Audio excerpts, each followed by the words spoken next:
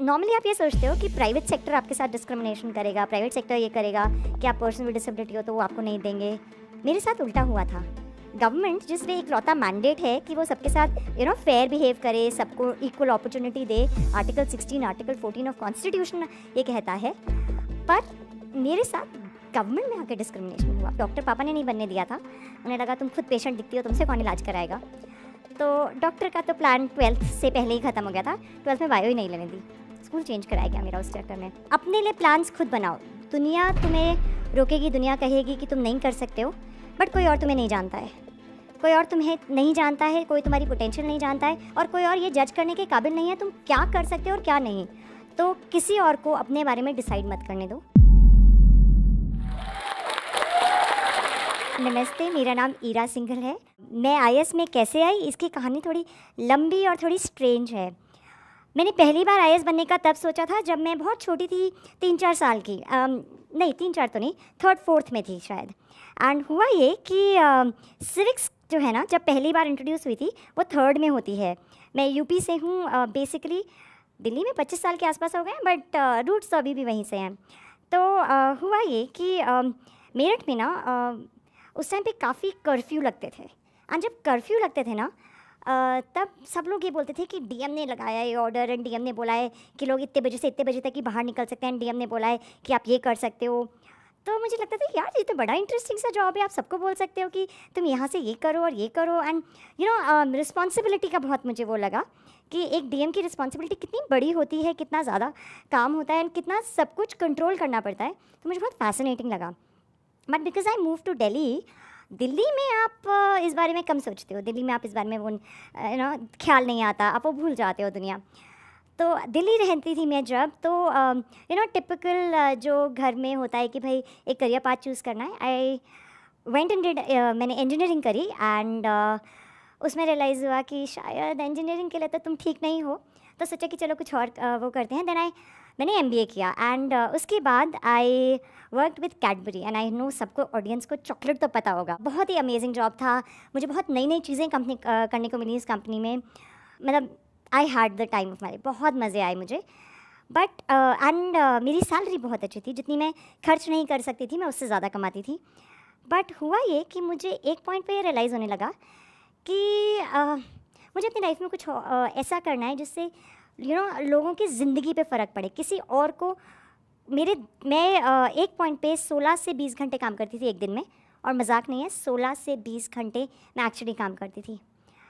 फिर मुझे रियलाइज़ हुआ कि इतना करने के बाद जो जो आउटपुट था मेरे दिन का, जो मैंने फाइनली अचीव किया, उसमें किसी को फ़र्क नहीं पड़ा, किसी की ज़िंदगी बेटर नहीं हुई, किसी की लाइफ को कुछ नहीं मिला। सिर्फ मैंने 20 घंटे काम किया, पैसे कमाए और घर आ गई। एंड मुझे लगा कि यार अगर तुम 20 घंटे काम करने की कैपेसिटी रखते हो, तो अगर तुम देश के लिए 20 घंटे काम करोगे तो कितना कुछ तुम अचीव कर सकते हो। एंड मुझे एक इमोशनल सेटिस्फैक्शन जो होता है ना कि आपको जॉब से कुछ ऐसा मतलब मुझे वो ज़रूरी था, मेरे लिए वो बहुत ज़रूरी था कि मुझे एक इमोशनल सेटिस्फैक्शन मिले अपने जॉब से। मुझे कुछ ऐसा मिले कि मुझे लगे मेरे इस मेहनत का किसी को फ़र्क पड़ा है, मेरी इस मेहनत से किसी की ज़िंदगी बेटर हुई है, किसी की लाइफ में कुछ इम्पैक्ट आया है। उस पॉइंट पे फिर मैंने सोचा कि ठीक है, सिविल सर्विसेज देते हैं। बचपन का सपना था या तो डॉक्टर बनना था बचपन में, या ये बनना था। डॉक्टर भी इसलिए क्योंकि उससे आप लोगों की हेल्प कर सकते हो, राइट, लोगों को ठीक कर सकते हो, किसी की लाइफ में इम्पैक्ट दे सकते हो। तो ये दोनों आइडिया, फिर मैंने उस पॉइंट पे, डॉक्टर पापा ने नहीं बनने दिया था, उन्हें लगा तुम खुद पेशेंट दिखती हो, तुमसे कौन इलाज कराएगा। तो डॉक्टर का तो प्लान 12th से पहले ही ख़त्म हो गया था, 12th में बायो ही नहीं लेने दी, स्कूल चेंज कराया गया मेरा उस चक्कर में। फिर ये हुआ कि तब मैंने सोचा कि चलो सिविल सर्विसेज दे देते हैं। एंड ये एक अच्छा डिसीजन भी था, क्योंकि 10 लाख लोग देते हैं, 1000 लोग बनते हैं।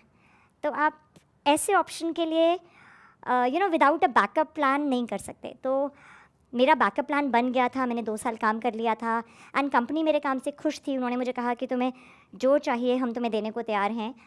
बट तो मुझे एक बेस मिल गया था, एक बेसिक ये था कि यार गिरूंगी अगर नहीं सिलेक्ट हुई तो भी यहाँ तक तो हूँगी।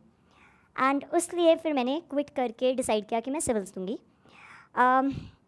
बहुत अजीब जो चीज़ हुई मेरे साथ, मेरा पहले अटैम्प्ट में IRS में सिलेक्शन हुआ एंड यहाँ पे कहानी शुरू होती है। मेरा IRS में सिलेक्शन एक्चुअली IRS में नहीं हुआ, मेरे रैंक के हिसाब से IRS में हुआ। बट क्या हुआ कि जब सर्विस अलॉटमेंट की लिस्ट आई, कि एक होती है लिस्ट कि आपका क्या रैंक है, दूसरी लिस्ट होती है कि आपको क्या सर्विस मिली है।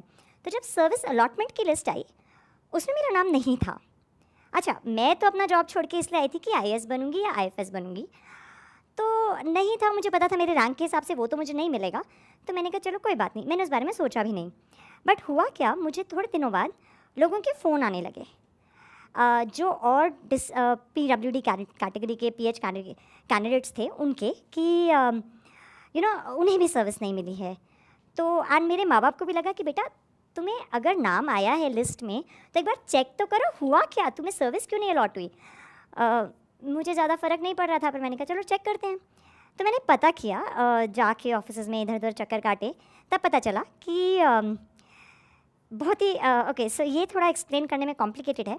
बेसिकली PH कैंडिडेट्स के लिए ना 2 लिस्ट होती हैं, ठीक है, 2 पैरामीटर्स होते हैं। एक आपकी डिसेबिलिटी क्या है, जिसमें होता है कि आपके हाथ नहीं है, आपके पैरों में प्रॉब्लम है, आपकी आँखों में प्रॉब्लम है, कानों में प्रॉब्लम है, किस चीज़ में आपकी प्रॉब्लम है, आपकी क्या डिसेबिलिटी है। और दूसरी, आप फिज़िकली क्या क्या कर सकते हो, जो होता है कि आप चल सकते हो, देख सकते हो, सीढ़ी क्लाइंब कर सकते हो, बेंड कर सकते हो, खड़े हो सकते हो, ऐसी चीज़ें। और मेरे साथ क्या हुआ कि जो वो चीज़ें थी जो आप कर सकते हो वो सारी मैं फुलफ़िल करती थी सब सर्विसेज के लिए, पर मेरी जो डिसेबिलिटी थी वो उस लिस्ट ऑफ डिसेबिलिटीज़ में नहीं थी किसी भी सर्विस के लिए सिवाय IAS के। एंड ये बहुत स्ट्रेंज था। नॉर्मली आप ये सोचते हो कि प्राइवेट सेक्टर आपके साथ डिस्क्रिमिनेशन करेगा, प्राइवेट सेक्टर ये करेगा कि आप पर्सन विद डिसेबिलिटी हो तो वो आपको नहीं देंगे।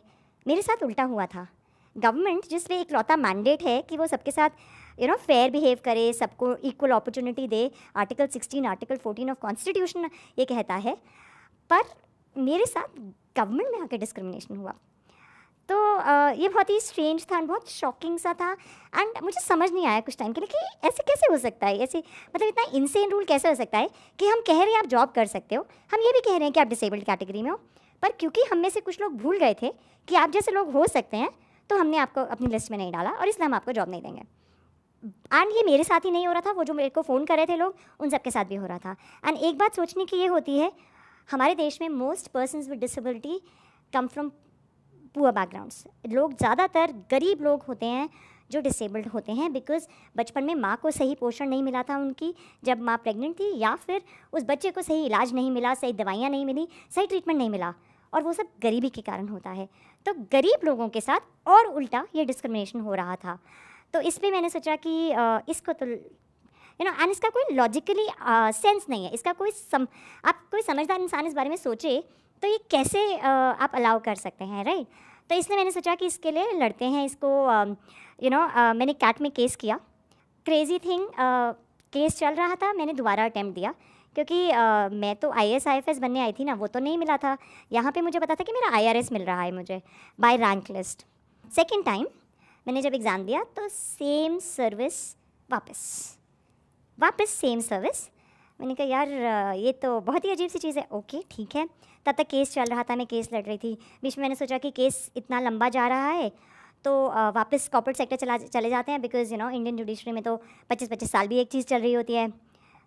तो मैंने थोड़ा जॉब्स ढूंढने शुरू किए, बट फिर मुझे लगा कि नहीं शायद केस सॉल्व हो जाएगा, तो I didn't go back. But 1 साल मैंने सिर्फ इसी पे ध्यान दिया। एंड मैंने स्पेनिश सीखी, उसमें मैं वो पढ़ाने भी लगी थी थोड़े टाइम के लिए। तो मैंने कहा कि चलो और चीज़ें जो लाइफ में करनी थी वो कर लेते हैं। फिर मुझे लगा कि यार ये तो केस ख़त्म नहीं हो रहा है, तो चलो एक बार और अटैम्प्ट दे देते हैं। तो मैंने 3rd अटैम्प्ट दिया, उसमें भी मुझे सेम सर्विस अलॉट का मेरा रैंक एग्जैक्टली सिमिलर आया, जिससे मुझे वही सेम सर्विस वापस अलॉट हो रही थी। एंड ये बहुत रेयर है कि किसी के साथ 3 बार सेम सर्विस अलॉट हो। मुझे लगा यार ये तो भगवान तुम्हें कहना चाहता है कि तुम्हें यही करना है तो यही करो। तो ठीक है, 3rd टाइम का जब रिज़ल्ट आ रहा था उसके आसपास मेरा जजमेंट भी आ गया कोर्ट का, जिसमें मुझे सर्विस अलॉट करने को कोर्ट ने कह दिया। ऑनेस्टली मैंने कोर्ट केस इसलिए फ़ाइल किया था कि मैं चाहती थी कि और लोगों को भी मतलब ये पॉलिसी चेंज हो जाए। बट वो नहीं हो पाया, वो नहीं हुआ, सिर्फ मुझे जॉब अलॉट हुई। अब ऑप्शन ये था कि 3 बार से तुम्हें सेम सर्विस मिल रही है, सेम सब कुछ हो रहा है, तो ठीक है ज्वाइन, एंड तुमने उसके लिए लड़ाई भी करी है, तो आई थॉट कि बस अब हो गया, 3 बार किसको सेम सर्विस मिलती है। मैंने ठीक है अब जाके यही करते हैं। तो कोर्ट केस का जजमेंट आया, तो मैंने कहा अच्छा चलो अभी थोड़ी देर में मेरे को ज्वाइनिंग आएगी, थोड़ी देर में ज्वाइनिंग आएगी। मैं बैठी रही 3 महीने तक कोई जवाब नहीं आया, कुछ नहीं आया। मिस्टर ये क्या हुआ, 3 महीने हो गए अभी तक कुछ चिट्ठी नहीं आई कि जजमेंट हो गया है, आओ ज्वाइन करो। फ़ोन किया तो उन्होंने बोला अच्छा आपका जजमेंट हो गया। किसी को पता ही नहीं था कि ऐसा कुछ हो चुका है, किसी को पता ही नहीं था कि जजमेंट आ गया है, उन्हें मुझे जॉब देनी है, वो सब भूल चुके थे। फिर मैंने याद दिलाया, पेपर वर्क करवाया, उनको जजमेंट भेजा कि भाई ये है जजमेंट, ये कर दो। फिर वहाँ प्रोसेस स्टार्ट हुआ, फिर मैं वेट कर रही थी कि अब तो ज्वाइन करवाएंगे, अब तो ज्वाइन कराएंगे, फिर कुछ नहीं आया। इतने में मेरे कुछ एक फ्रेंड ने बोला कि तुम खाली बैठी हो, तुम पेपर दे दो एक बार और। मैंने कहा नहीं मेरे को तो ज्वाइन करना है, मैं नहीं दूंगी, और 3 बार के बाद कौन देता है अगर सेम सर्विस मिल रही है हर बार। तो मैंने कहा नहीं मुझे नहीं देना, बट फिर उसने बहुत इंसिस्ट किया, और फिर मुझे लगा कि चलो मुझे कुछ आता है। मेरे फ्रेंड का कभी भी सिलेक्शन नहीं हुआ था, तो मुझे लगा चलो मुझे कुछ तो आता है, I try help him out. मैंने उसको बोला कि चलो आप मेरे घर पे ही रह लो और मैं साथ में पढ़ाई करूँगी। फिर क्या हुआ कि मैं प्रीलिम्स से पहले दिन तक वेट कर रही थी कि अब ज्वाइनिंग आएगी, अब ज्वाइनिंग आएगी, वो नहीं आई। उसके बाद मैंने जाके प्रीलिम्स दिया, बहुत रिलक्टेंटली, मतलब बिल्कुल मन नहीं था मेरा, बट ज़बरदस्ती उठ के जाके दे दिया, बिकॉज कुछ और तो कर नहीं रहे हो लाइफ में। फिर मेंस के टाइम से मैं वेट कर रही थी कि अब तो ज्वाइनिंग आएगी, अब तो ज्वाइनिंग आएगी, अब तो ज्वाइनिंग आएगी, तब भी नहीं आई। एंड ये हुआ कि मेंस से 2 या 3 हफ्ते पहले मुझे एक चिट्ठी आई सेइंग कि मेंस के अगले दिन जाके ज्वाइन करो। अब ऑप्शन नहीं था, तो 1 महीने से मैं कुछ कर भी रही थी, तो मैंने जाके मेंस दिया। एंड उसके बाद मैंने जिस दिन मेंस ख़त्म हुए उसी दिन उठा के सारी किताबें फेंक दी, सब मटेरियल डिलीट कर दिया कंप्यूटर से, सब। मैंने कहा अब मेरा हो गया। एनीवेज, तो मेरी मेंस से के बाद मैंने जाके ज्वाइन कर लिया, और मैं भूल गई कि मैंने एग्ज़ाम दिया है, कुछ किया है। मैंने वहाँ बहुत सिंसियरली ट्रेनिंग करी, एंड इस बार जब रिज़ल्ट आया I got into IAS, and that's how I am here.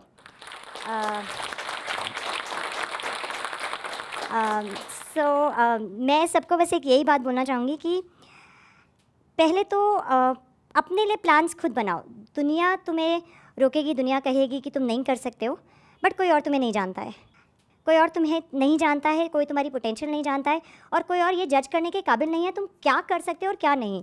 तो किसी और को अपने बारे में डिसाइड मत करने दो, पर प्लान्स भी ऐसे बनाओ जो तुम कर सको। इतने हवाई किले मत बनाओ कि या तो राजा भोज या गंगू तेली से भी नीचे चले जाओ। तो कुछ ड्रीम्स अपनी होनी चाहिए। दूसरों की अगर ड्रीम्स पे चलने की कोशिश करोगे तो नहीं कर पाओगे। किसी और के लिए मेहनत करना बहुत मुश्किल होता है, अपने सपनों के लिए मेहनत करना आसान होता है। अपने लिए प्लान्स बनाओ। नोबडी एल्स नोज यू, कोई और तुम्हें नहीं जानता, तो किसी और की बातों पे मत आओ। दुनिया हमेशा कोई तुम्हारे अच्छे के बारे में सोच रहा है, ऐसा कम ही होगा। खुद के बारे में सोचो। Thank you. इस वीडियो के बारे में अपनी राय नीचे कमेंट सेक्शन में हमें बताएं, और अपने दोस्तों के साथ ये वीडियो शेयर करना ना भूलें।